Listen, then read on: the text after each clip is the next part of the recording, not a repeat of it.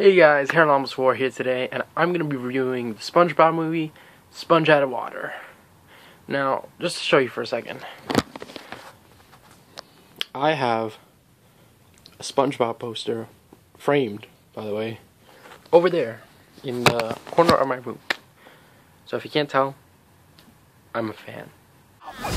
From Paramount Animation and Nickelodeon Movies. Who wants Krabby Patty? Secret Krabby Patty formula! It's gone! Without it, it will be a complete breakdown of social order! Aren't you overreacting a bit? Welcome to the apocalypse. I hope you like leather. SpongeBob movie, Sponge Out of Water. So let's talk about marketing for a second. Because if you watch TV anytime within the past week, odds are you probably saw the trailer TV spot for this movie. And probably you were led to believe by that trailer that this movie was primarily a CGI live-action hybrid, computer-generated. But, thankfully, that's actually not the case. And actually, the first 2/3 of this movie are mostly just regular 2D animation. And then it's not until the third act where the movie goes into the real world and becomes CGI. And that's something I was really happy about. And also, another thing that I'm really happy about is that some of the old producers of the old SpongeBob episodes came back to help make this one. Now, I know a lot has been said about the newer episodes of SpongeBob, how they weren't as good as, say, I think, like the first 4 seasons of the show. Now, yes, that's true. But honestly, the new ones, I think, are decent. Like, some of them are pretty good. But obviously they're nowhere near as good as the older episodes. But this movie really had the feel of those older episodes, and that's why I really liked it so much. Now in this movie, the Krabby Patty formula goes missing. But the thing is, Plankton didn't steal it, even though everyone thinks he did. But the one person that believes him is SpongeBob, and SpongeBob and Plankton end up making an unlikely teammates and actually work together to try to find the Krabby Patty formula. Eventually, as the movie continues, the group ends up having to go onto land, and they end up becoming superheroes to fight off Antonio Banderas' character, who is a pirate named Burger Beard, and who's the main villain of the movie. To save their world. I smell Krabby Patties from over there! The surface. All right, all secondary characters come with me. They must come to ours. Huh? What is this place? Maybe this guy knows. He looks smart. He's got 5 heads. Cotton candy. If you ate all that, you'd have enough energy to run around the whole world.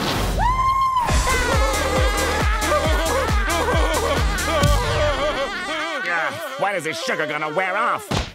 Now, let's talk about comparisons with the first movie, because I know obviously people are going to make comparisons. Which one did you like better? Honestly, I think I liked the first one a little bit more, but that's still saying that this one was really good. Then it was really a close call between the two. But I also had a friend that said he liked this one better, so I don't know. If you guys see the movie, tell me, which one did you like better? The first one really has a lot more nostalgia for me, honestly. And there's that one scene where SpongeBob and Patrick almost die, when actually they do die, basically. Which that scene still gets to me. I'm sorry, that scene, I start tears coming down my eyes, seriously. So it had that a big emotional scene, and I feel like this one just went pure craziness, just threw everything out there, and was just meant to be crazy fun. And also, one thing that I did like about this one better than the first one was that I think it definitely had a lot more production values to it, not just in the whole CGI section of the movie, but also in the traditionally animated portion of the movie. It was very, very detailed animation, very bright, vivid colors, and you could tell that they put in a lot more into it than a traditional SpongeBob episode, and it just felt very visually appealing, and I just loved looking at it. It was a great movie to look at. Let me talk about the theater experience seeing this movie. I was in a theater filled with little kids, and I was just thinking in my head this whole time, these little kids weren't even born when SpongeBob first came out. Like, I was actually born when SpongeBob came out. I was alive at this point. And I was laughing more than the little kids were. And that's because I feel like this movie, what I love so much about it, was that there were so many just like adult jokes and references and like crazy things that kids just don't understand. And there were points where this movie seriously felt like an acid trip. Like, I'm not even joking. Like, it was just like crazy weird stuff going on, and it felt like you were on acid, or it felt like a stoner movie at some points. And obviously little kids, they don't like get that at all, but it was just so funny for me and my friends who were laughing more than any of those little kids. Another thing I really liked about this movie was that they made a bunch of callbacks and references to the older episodes of SpongeBob, which I don't even know if the little kids got it, because I don't even know if they play all those old SpongeBob episodes anymore on Nickelodeon. But I just thought they were really funny, and it brought me back to my childhood. And I think I'm going to talk about that a little bit after I get done with my review. I think I'll go more in depth, like spoilerish, about like all the things that I thought were really funny in the movie. But yeah, I really like that, and I have to say that I thought the 2D animated portion of the movie was better than the CGI live action portion. Not to say that that portion was bad, but I just thought I liked the other part better. That's just my opinion. I don't know. I know other people kind of feel the same way. But overall, the SpongeBob movie, Sponge Out of Water, I thought it was extremely well done. If you like SpongeBob, especially if you grew up with SpongeBob, I think you'll love this movie, because it really did feel like some of those older episodes of SpongeBob where they weren't afraid to push the envelope and be more adult-like. If you don't like SpongeBob, then like I don't see any reason you would even remotely want to see this movie. But if you love SpongeBob, you'll most likely love this movie, so go check it out. The only way to stop a supervillain Let's take him down. is to become superheroes. Look at me. I'm a god. What is this diabolical thing?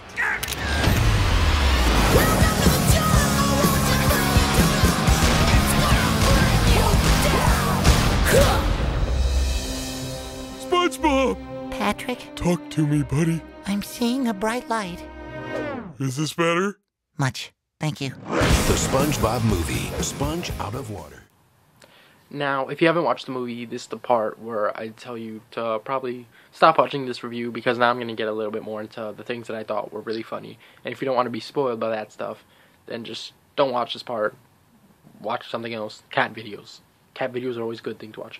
Anyways, so here were some of the things that I really liked about the movie that I'm going to get more in depth about. The old references to older episodes of SpongeBob. At one point in the movie, he has a reef blower, which I was like, huh, a reef blower? Like, that wasn't a, like, you haven't seen the reef blower in, like, since, I don't know what season it was, but it was in, like, one of the very first episodes was SpongeBob with a reef blower, and then I remember Squidward had it in one episode. Another thing, Bubble Bass was in one of the scenes very quickly, and a lot of the background characters were characters that you can see in older episodes of SpongeBob. Another thing, they had those bunnies that SpongeBob used to work out in the one episode, like where he was where he had the muscles, the episode with the muscles. He had that little workout thing with the stuffed bunnies on each end, and he could barely lift that, and you saw that in the background of his house in the scene where he goes back and he finds Gary, and Gary's like this leader of the snails, and I thought that was pretty funny too. My leg.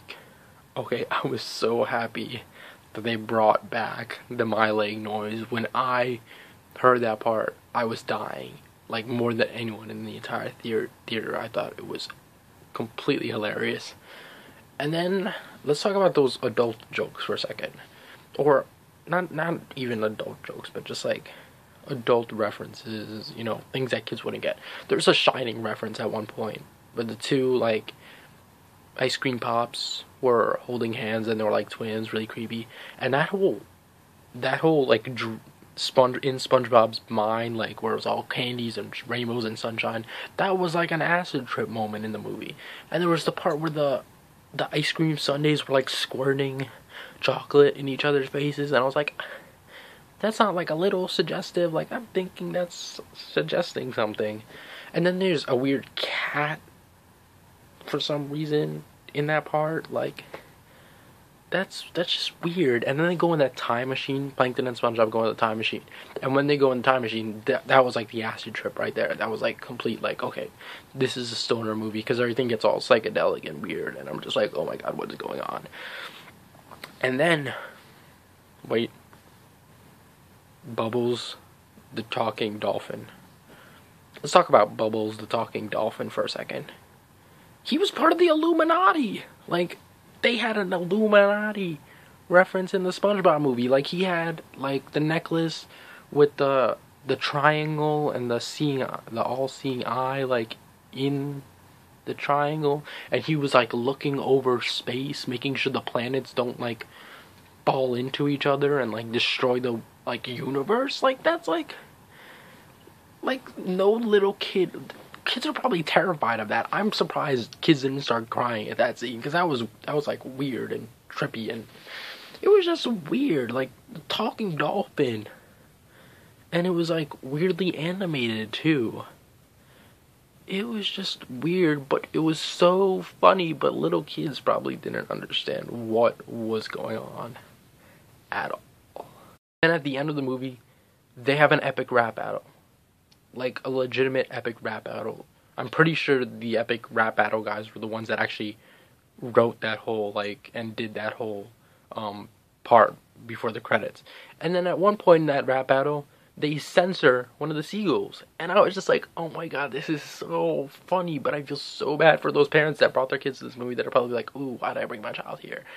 But it's so funny. And then during the credits, I don't know if anyone else saw this, but Squidward does his little interpretive dance thing from the Culture Shock episode, and it's like exact, like he does the exact dance where he's like tentacles are like moving around and everything. This movie was just like old time SpongeBob. It felt so good. And then the whole part where Bikini Bottom is in anarchy and they're all like wearing leather, and it just like they're all barbarians and acting crazy. That whole part I just thought was really funny. How they had Karen in the chum bucket tied up, and they had an Iron Maiden type thing but in the shape of Karen, and then in like graffiti they had Control Alt Delete. It was just like little things like that I thought were funny, when they were beating up the tire for no reason whatsoever. And then also a lot of the things that were happening in the background when SpongeBob and Plankton were in that little bubble and they saw the chaos going on below them. And the little things that all the citizens were doing, I just thought were so funny. And it just, all these little things that added up that made me just really enjoy the movie. So, yeah, that's my review, guys. Anyways, thanks for watching. Did you see the movie? Tell me what you thought. Remember, as always, to like, comment, subscribe, all that good stuff. And I'll see you next time. Bye.